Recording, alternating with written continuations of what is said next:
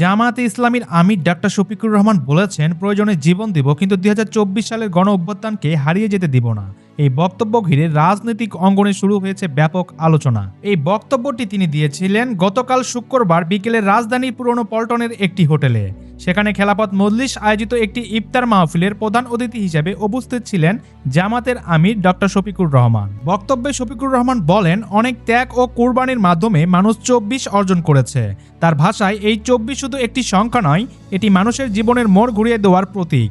তিনি আরও বলেন, ২৪ না থাকলে কোনো ইন্টারিম সরকার থাকবে না, ২৪ না থাকলে ২০২৬ সালে নির্বাচনও সম্ভব হবে না।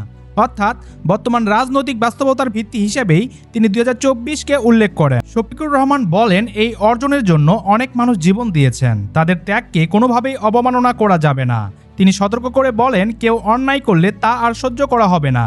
জামায়াতের পক্ষ থেকে জানানো হয়, ভালো কাজে তারা সরকারকে সহযোগিতা করবে, কিন্তু অন্যায় হলে শুধু প্রতিবাদ নয়, প্রয়োজনে প্রতিরোধও গড়ে তোলা হবে।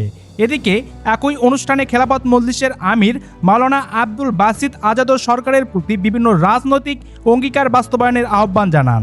সব মিলিয়ে এই ইফতার মাহফিল শুধু একটি ধর্মীয় আয়োজনে সীমাবদ্ধ থাকেনি, বরং বাংলাদেশের বর্তমান রাজনীতিতে নতুন করে আলোচনা তৈরি করেছে। আসন্ন সময়ে বোঝা যাবে এই বক্তব্যের রাজনৈতিক প্রভাব ঠিক কতটা দূর পর্যন্ত পৌঁছায়। সম্মানিত ভিউয়ার্স, শফিকুর রহমানের এই বক্তব্য ঘিরে আপনাদের যদি কোনো মতামত থাকে তাহলে অবশ্যই ভিডিওর নিচে কমেন্ট করে জানাবেন।